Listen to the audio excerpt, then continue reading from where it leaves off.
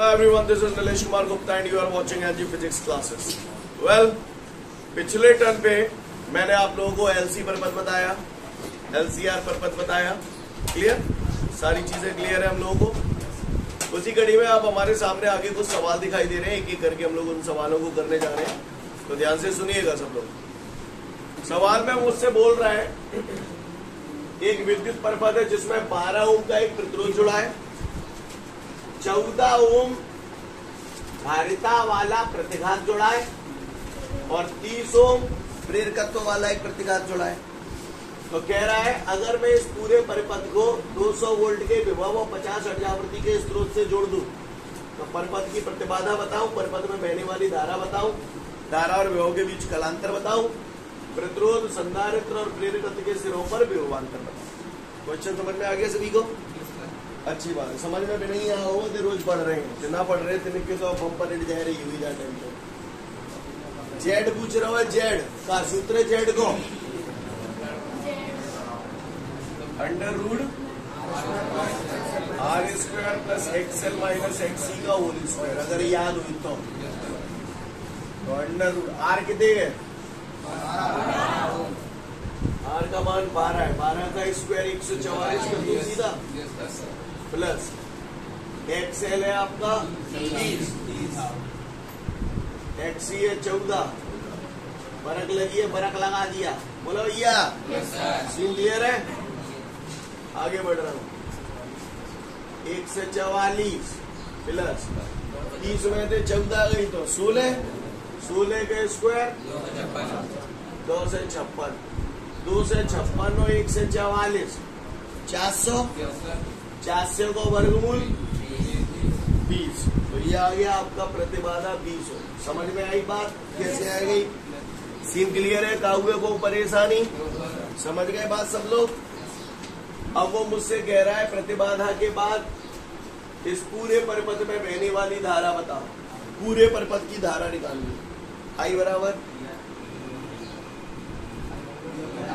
V/R, clear है सभी को? तो आई बराबर पूरे परिपथ की धारा है तो विभव पूरे परिपथ को, प्रतिरोध पूरे परिपथ को क्या लिखूं? जेड। क्यों लिखूं जेड? समझ गए? अब कहा चटका दे, V कितने गए? 2 से, जेड कितने गए? 20 घाम 200, आई बराबर 10 है। सारी समझ में आई? आपको बता दूं बेटा, आपके बोर्ड एग्जाम में जो सवाल आते हैं ज्यादातर इस टाइप के होते हैं जिनमें कैलकुलेशन इजीली हो जाती है। बहुत ज्यादा टिपिकल कैलकुलेशंस के सवाल नहीं आते, पर इसका मतलब ये नहीं कि आ नहीं सकते, आ सकते हैं, पर ऐसे चांसेस बहुत रेयर होते हैं, बहुत कम होते हैं। कहानी समझ में आ रही है? कई बार आप सवाल करते हो धांसू नंबर्स बन जाते हैं तो उनकी गणना करना थोड़ा सा मुश्किल होता है ना। तो इस टाइप के सवाल ऐसा नहीं कि आ नहीं सकते, बिल्कुल आ सकते हैं, लेकिन उनके चांसेस मुश्किल से 1-2% होते हैं। बाकी 98% सिचुएशन में कैलकुलेशन ऐसी होती है इस टाइप की होगी जिसमें आप देख रहे हो आसानी से कैलकुलेशन हो पा रही है। आपको मेरी भाषा समझ में आ रही है? धन्यवाद। जेड आ गया, आई आ गया। अब पट्टा ने मुझे कलांतर पूछी है, तो भैया मैंने पढ़ो है बचपन में, कहाँ पढ़ो है? tan phi बराबर XL minus XC upon R. पढ़े नहीं पढ़े? पढ़े। और tan phi बराबर एक्सएल कितने गए और एक्सी कितने गए? डायरेक्ट 16 लिख लो है? कल्लंदो ने कहा बड़े गए हो तुम। आर कितने गए? समझ में आ रहा? 4 चौक 16, तो फाई निकालना हो तो फाई बराबर 10 या लग लिया हो तो 10 इनवर्स से जाओ 4/3, ये आएगा कलांतर धारा और विभव के बीच। आप चाहो तो 4 में 3 का भाग लगा के 1.33 भी लिख सकते हैं, है ना? तो 10 इनवर्स 1.33 भी लिख सकते हैं। आगे बढ़े। अब आपका कलांतर भी आ गया। अब वो कह रहा है प्रतिरोध के सिरों पर विभवांतर बताओ, विभवांतर बताओ प्रतिरोध के सिरों पर। कितने खंड का विभव पूछ रहा है? एक ही खंड का पूछ रहा है, अकेले प्रतिरोध का विभव पूछ रहा है। V बराबर तो आई तो मैंने ये लिख दी, आर की जगह क्या लिखूं? XR, और XR को आर ही लिखते हैं। आई कितने का बोलो? 10। आर कितने का बोलो? 12 धाम 120। विभव ने कहा हो तो मात्रक। चलो अगला आप तो पता, VC बराबर का लिखूं? आई समझ गए? XC क्यों? आई कितने गए? XC कितने गए? 14 धाम। सीन क्लियर है? चलो BL निकालना, बोलो का लिखूं? आई कितने गए? 10। XL कितने गए? 30। तुम 20 क्यों बोल रहे हो? ठीक है, 30 धाम। कहानी समझ में आई बेटा? आप सभी क्लियर है? उतार लो फटाफट, फिर आगे बढ़ेंगे। इसके बाद हमारे सामने अगला सवाल है। अगले सवाल में कह रहा है एक परिपथ है जिसमें एक प्रतिरोध जुड़ा हुआ है 30 ओम का, एक कुंडली जुड़ी हुई है जिसका प्रतिघात 70 ओम है, और एक संधारित्र जुड़ा हुआ है। अब वो कह रहा है इस पूरे परिपथ को मैंने 200 वोल्ट के विभव 50 हर्ट्ज आवृत्ति वाले प्रत्यावर्ती स्रोत से जोड़ दिया गया, तो संधारित्र की प्रतिघात बताइए। और कह रहा है उस परिपथ में बहने वाली धारा, जो अमीटर जोड़ा गया है वो धारा कितनी बता रहा है? 4 एम्पीयर। तो चलिए देखते हैं। हमको ज्यादा समझ नहीं आता, लेकिन हमको इतना मालूम पड़ रहा है कि ये जो परिपथ है वो LCR परिपथ। सही बोल रहा हूँ? आपको इस बात का बोध कैसे हुआ कि ये LCR परिपथ है? LBA CBA है नहीं है? है ना? अब बताओ आपको कौन सा सूत्र लगता हुआ नजर आ रहा है? बताओ, मैं आपके हिसाब से चलूंगा।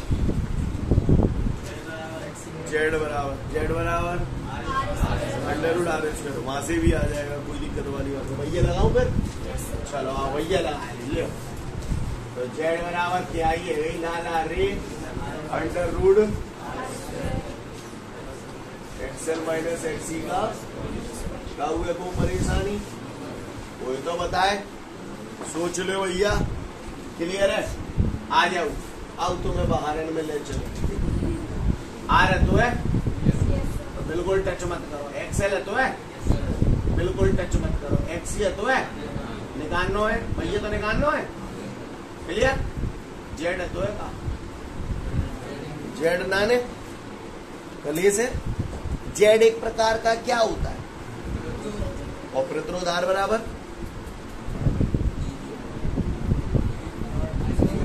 V/I। अरे V बराबर IR, तो R बराबर रवि V/I।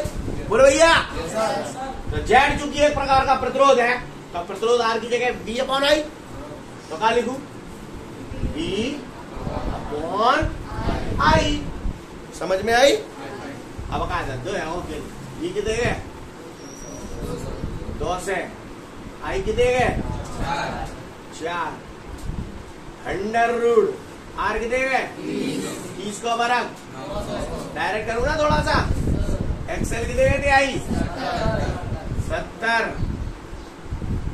- XC का स्क्वायर। बोलो ये कागज गलत करता मैंने। 4 एकम 4, 4 पंजे 20, 50 आएगा।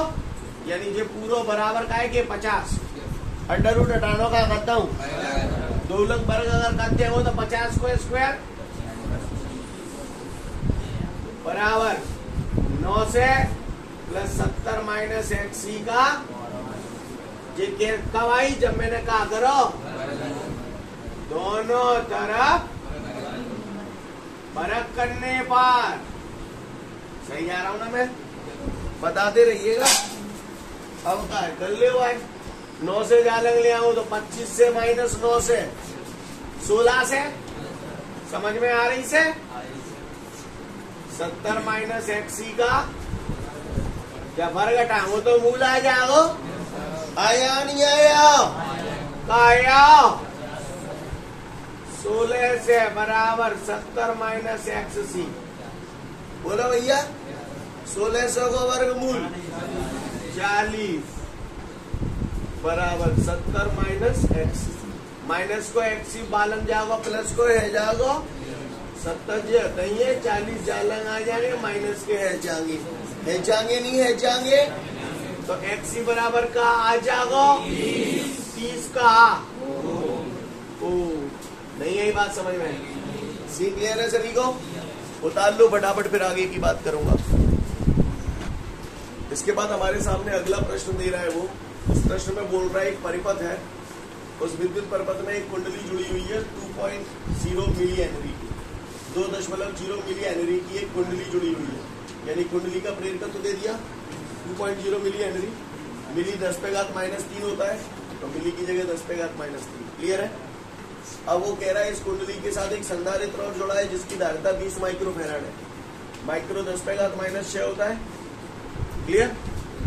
तो कह रहा है किस आवृत्ति पर परिपथ अनुनादी होगा, यानी अनुनादी आवृत्ति जानना चाहता है। ये कौन सा परिपथ है? एलसी परिपथ है। एलसी परिपथ में अनुनादी आवृत्ति निकलवाई थी आपको। अनुनादी आवृत्ति का सूत्र हम सभी लोग जानते हैं, F = 1/2 पाई अंडर LC।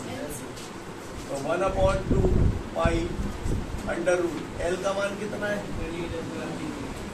2 दशमलव के बाद तो 0 का कोई महत्व नहीं है, तो 2 × 10⁻³ इंटू C कितना है? 20 × 10⁻। अब तो सॉल्व कर लोगे इसे। इसको जब आप सॉल्व करेंगे तो आपका आंसर आएगा 7.96 इंटू 10⁻² हर्ट्ज। बता लो फटाफट इसे, फिर आगे की बात करेंगे। इसके बाद हमारे सामने एक और सवाल है। तो सवाल में मुझसे बोल रहा है कि एक विद्युत परिपथ में 10 ओम का एक प्रतिरोध है, 2 हेनरी की एक कुंडली है और 25 माइक्रोफैराड धारिता का एक संधारित्र है। माइक्रो कितना होता है? कौन सा परिपथ हो गया ये? LCR परिपथ हो गया, क्योंकि तीनों चीजें जुड़ी हुई हैं। मैंने यहाँ सुंदर सा LCR परिपथ बना दिया, जो गलत कर दो मैंने लाला रे। ये अगर तुम्हारा LCR कहानी समझ में आ रही है सभी को? अगर ये बात समझ में आ रही है तो वो कह रहा है ये जो परिपथ है ना, मैंने उसे 200 वोल्ट आवृत्ति वाले प्रत्यावर्ती स्रोत से जोड़ा है। तो कह रहा है इस प्रत्यावर्ती स्रोत की आवृत्ति बताओ, है ना, बहने वाली धारा बताओ और प्रतिबाधा बताओ। तो मैं बताऊं, चलो आ जाओ। तो लाला रे, किस आवृत्ति पर परिपथ अनुनादी होगा, किस आवृत्ति पर परिपथ में अनुनाद होगा, यही पूछ रहा है। तो बचपन में हमने पढ़ा था अनुनादी आवृत्ति का सूत्र क्या है, बल बोलो, 1/2 पाई √ LC। क्लियर है? अब आप गौर से देखिए, 1/2 पाई का मान 3.14 अंडर √ L के दे देता हूँ 2, C के दे देता हूँ 25 × 10⁻। अब तो सॉल्व कर लोगे इसे। कितना आ रहा है पहला आंसर? 22.5 हर्ट्ज। क्लियर? ये आ गया हमारा आवृत्ति। हम मुझे कह रहे हो जहाँ मैं बहने वाली धारा बताऊं, क्या बताऊं लाला रे?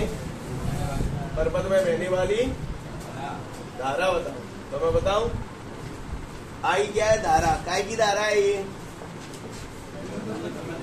पूरे, समझ में आता है, पूरे परिपथ की धारा है। धारा अगर पूरे परिपथ की है तो धारा I बराबर V बराबर IR होता है, तो I बराबर V/R। तो V/Z। क्यों? समझ में आई बात? शाबाश। आपने बोला है, मैंने नहीं बोला। क्लियर? चलो, V को मानता हुआ 200। अब वही Z चाहिए, क्या करूं? Z तो इतना नहीं मेरे पास। क्लियर? तो इस परिपथ की प्रतिबाधा का सूत्र होता क्या है? Z बराबर, जोर से बोलो,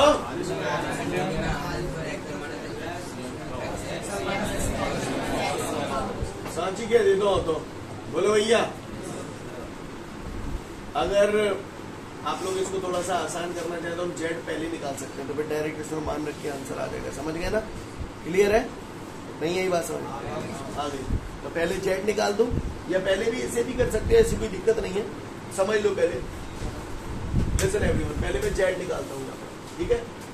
तो Z बराबर under √ R² plus XL minus XC का होल स्क्वायर। बात समझ में आ रही है आप सभी को? तो Z बराबर अंडर √ क्या आपके पास R का मान है तो धर लेंगे, हवाल धरेंगे, ठीक है? XL देगा तुम्हारे पास ना, तुम्हारे पास तो L है, तो XL की जगह क्या तान दो? ओमेगा L, ठीक है? XC की जगह 1/ωc होल स्क्वायर। कछु गलत करता हूँ मैंने?